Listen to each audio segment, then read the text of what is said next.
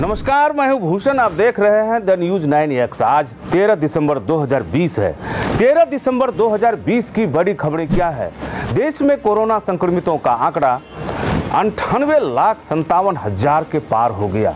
इनमें 93,56,879 लोग ठीक हो चुके हैं। 1,43,055 लोगों की मौत हो गई है। 3,54,904 मरीजों का अभी इलाज चल रहा है। बिहार के पटना जिले में कोरोना संक्रमितों का कुल आंकड़ा 44,834 हो गया। अब तक 42,417 लोग ठीक हो चुके हैं। भोजपुर में कोरोना के 9 नए मरीज मिले। इस प्रकार वहां अब तक कुल संक्रमितों की संख्या 4,839 हो गई है। इनमें 4,766 मरीज स्वस्थ हो चुके हैं। इधर पूर्णिया जिले में कोरोना के कुल आंकड़े 8,647 हो गए।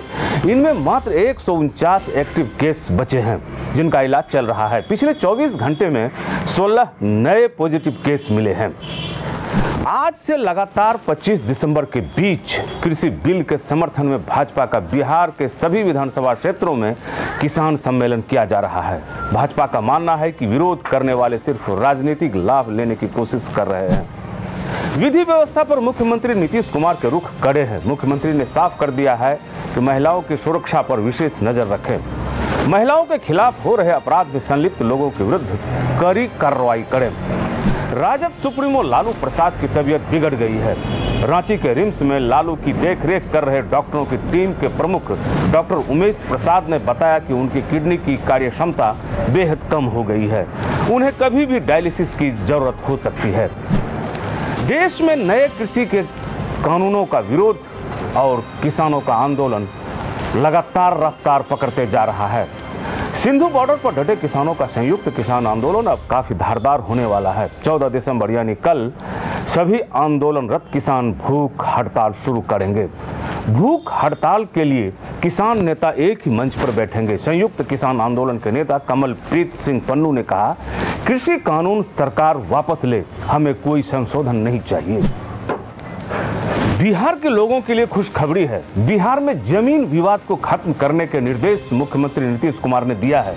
उक्त आशय की बैठक भी की गई है। बैठक में यह निर्णय लिया गया कि विवादों को अलग अलग श्रेणियों में रखे जाएंगे। सभी थानों में जमीन विवाद का रजिस्टर भी बनाया जाएगा। विवादों का निराकरण जिला, अनुमंडल और अंचल स्तर पर होगा। आपको आगे बताते हैं, बिहार में अब जमीन खरीदने वालों को म्यूटेशन के झमेले और अंचल दौड़ने की परेशानी से निजात मिल जाएगी। कयास लगाए जा रहे हैं कि इसी माह से यह व्यवस्था लागू हो सकती है। प्रशासनिक तैयारी भी जोरों से चल रही है।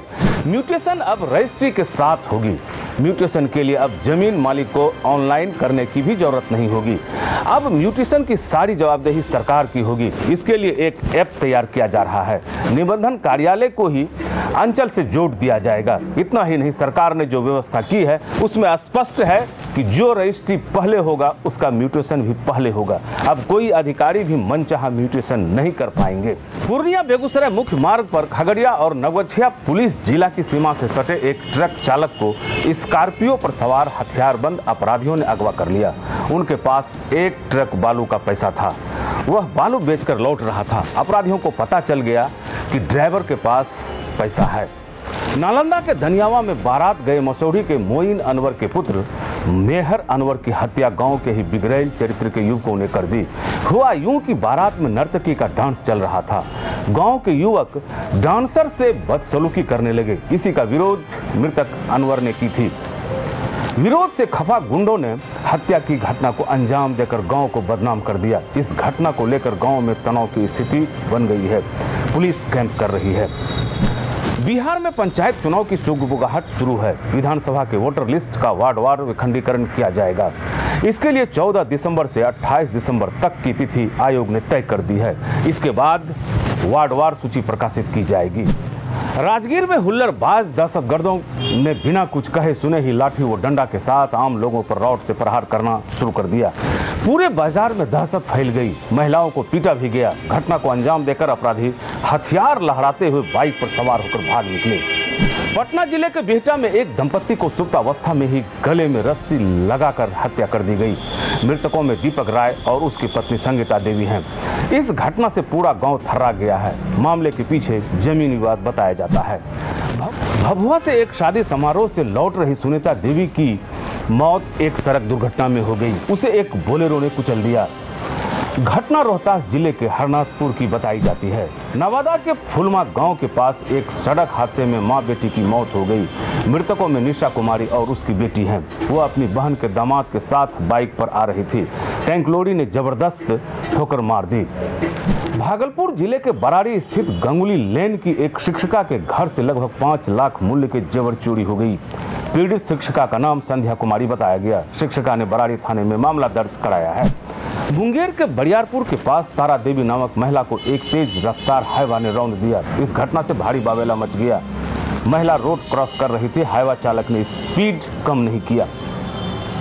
बिहार पुलिस की सिपाही बहाली की परीक्षा में एक बार फिर 15 मुन्ना भाइयों को गिरफ्तार कर लिया गया।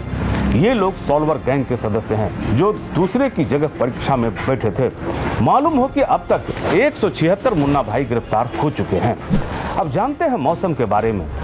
अब लगातार 17 दिसंबर तक मौसम में कनकनी रहेगा। ऐसा इसलिए कि पश्चिमी विक्षोभ का कहर जारी है। पश्चिमी विक्षोभ के कारण बर्फीली हवाएं भी चल रही हैं। ये थी बिहार और बिहार से जुड़ी महत्वपूर्ण खबरें कैसी लगी अपना सुझाव कमेंट बॉक्स में दें। अगर आप हमारा ये वीडियो फेसबुक पेज के माध्यम से देख रहे हैं तो फेसबुक पेज लाइक करें। अगर आप हमारा ये वीडियो यूट्यूब पर देख रहे हैं तो YouTube channel the news 9 subscribe करें।